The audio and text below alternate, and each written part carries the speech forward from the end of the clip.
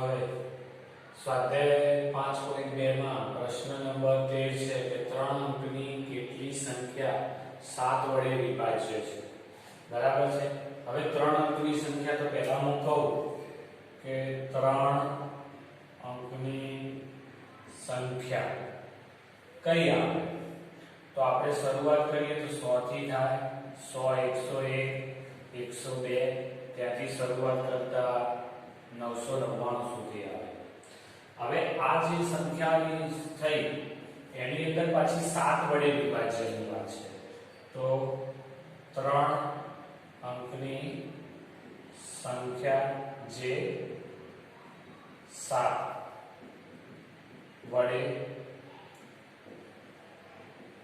વિભાજ્ય. તો હવે 3 અંકની સંખ્યા જે 7 વડે વિભાજ્ય તો પહેલી સંખ્યાને 100 છે તો એને તમે જો 7 વડે ભાગો ભગાઈ છે કે નહીં તો નહીં ભગાય. 101 ને ભાગી જોઈએ, 102 ને, આમ દરેકને ભાગતા જતા 105 ને હું જોઉં તો 7 1 7 3 અને 5 7 25 ને 15 સીધા 105 થાય છે. એનો મતલબ કે આમાં શરૂઆત 105 આવે છે.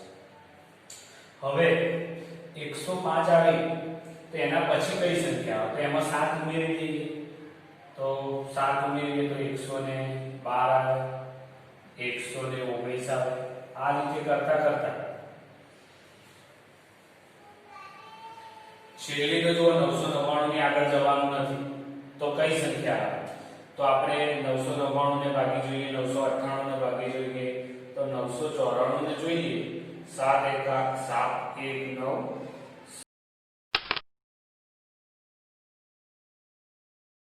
7 1 7 તો 2 અને 9 7 તરી 21 7 ચોક 28 આવશે તો 1 અને 4 7 2 14. એનો મતલબ કે ભગાય છે તો લાસ્ટ સંખ્યા 994 આવે.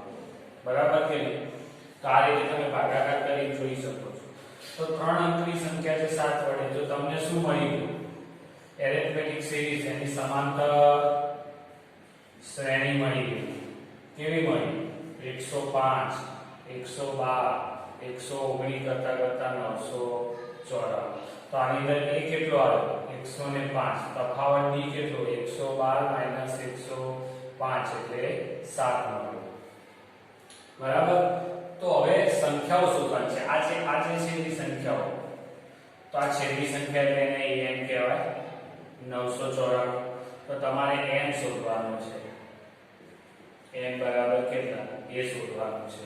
તો a નું સૂત્ર મૂકું a n - 1 * d. a n કેટલા? 994. a કેટલા? 105. n - 1 અને d કેટલા મળે છે? 7.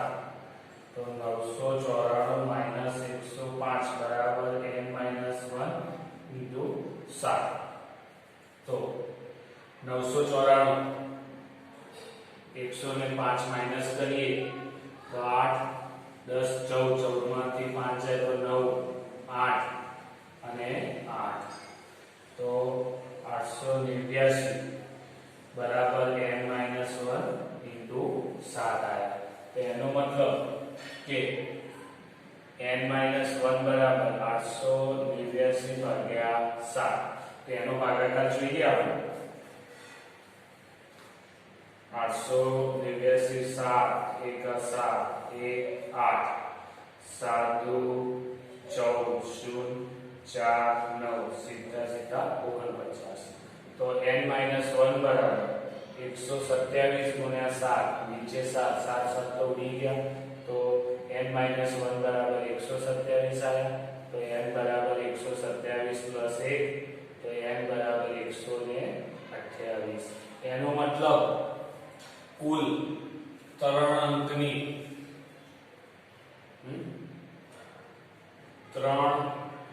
અંકની 7 વડે વિભાજ્ય સંખ્યાઓ 128 મળે. બરાબર ને? 1 2 3 કરો તો આ નંબર 128 ઉપર આવે. પ્રશ્નમાં છે કે 10 અને 250 વચ્ચે 4 ના ગુણિત એટલે 4 નો ઘડિયો બોલીએ તો એ બધા શું કહેવાય? 4 ના ગુણિત કહેવાય. બરાબર છે. તો 10 અને 250 વચ્ચે 4 ના ગુણિતની વાત કરીએ તો 10 થી મોટાની વાત છે. તો 10 અને 250 વચ્ચેના 4 ના ગુણિત સંખ્યા. તો જુઓ 10 ને તો 4 ને ભગાય, 10 થી મોટી 11 ને 4 ને ભગાય, 12 ને ભગાય 12 ગુણિત આવે 4 તારી 12 થાય, 12 માં 4 ને 16 આવે, 20 આવે, 24 આવે, 28 આવે. આ રીતે કરતા છેલ્લે 250 છે. તો 250 છે એને 4 એ ભાગી શકાય. 10 અને 250 ની વચ્ચેની વાત છે તો 249 તો આવશે નહીં, તો 248 છેલ્લો આવશે. તો મળતી સમાંતર શ્રેણી કઈ મળી? 12, 16, 20. આ રીતે કરતા 248. આની અંદર a બરાબર કેટલા છે? 12. b બરાબર 16 - 12 એટલે 4 જ આવશે, એટલે 4 ના ગુણિત છે. છેલ્લું પદ an બરાબર 248 છે તો n બરાબર શોધવાનું થાય, કેમ કે આ સંખ્યાઓ શોધવાની છે કેટલી છે કુલ. તો an નું સૂત્ર a + n - 1 * d. an કેટલા? 248. a કેટલા? 12. n - 1. d કેટલા? 4 છે. તો 248 - 12 બરાબર n - 1 * 4. તો 200 8 માંથી 4 જાય 6 અને 3 36 ભાગ્યા 4 બરાબર n - 1. તો n - 1 બરાબર 236. 4 4 × 20 3 ભાગને ચાલ તો 0 સોરી 3 અને તારે 6 9 × 36 તો 59 × 4 નીચે 4 4 4 ઉડી ગયા. તો એનો મતલબ તમને n - 1 બરાબર 59 છે. તો n બરાબર 59 + 1 તો n બરાબર 60.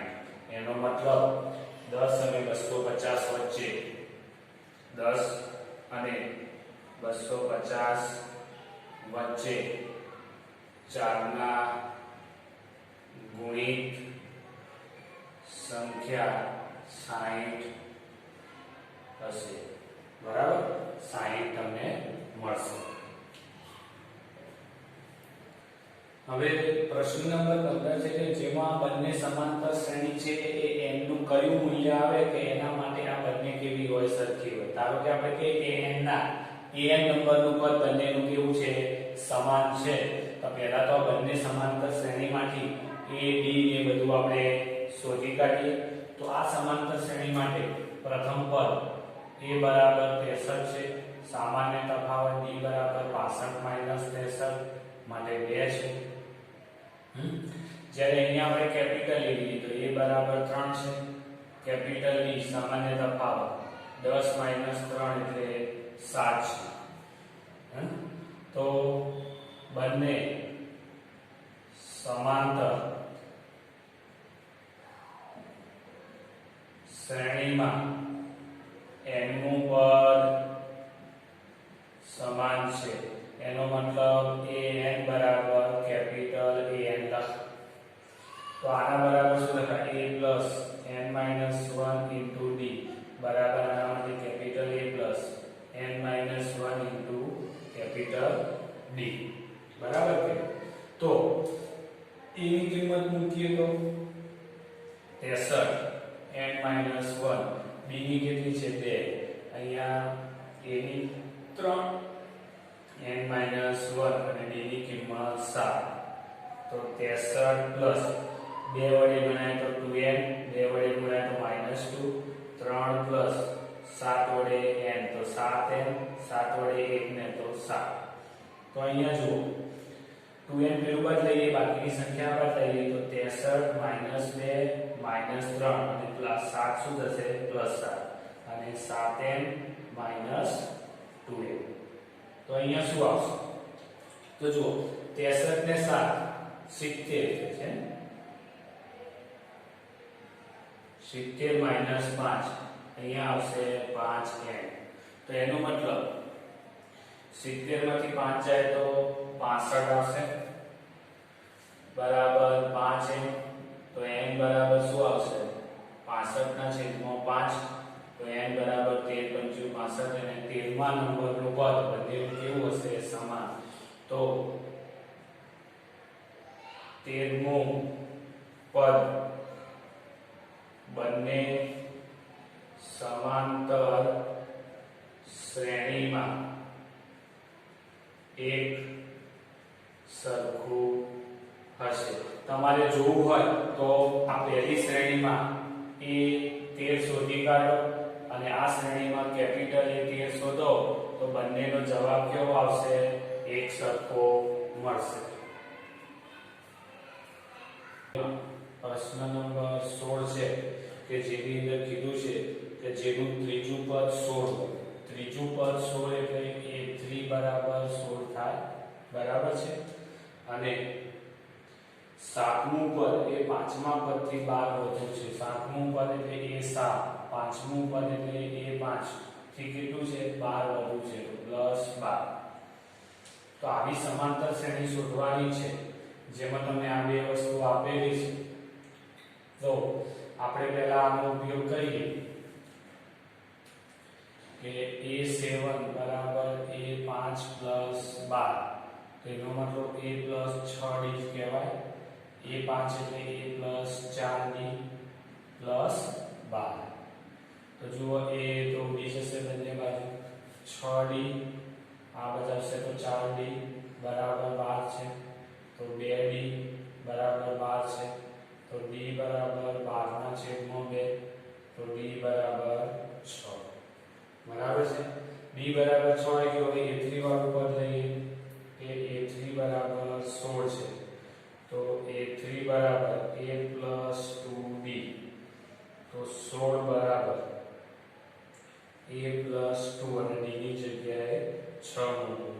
તો 16 બરાબર a + 12.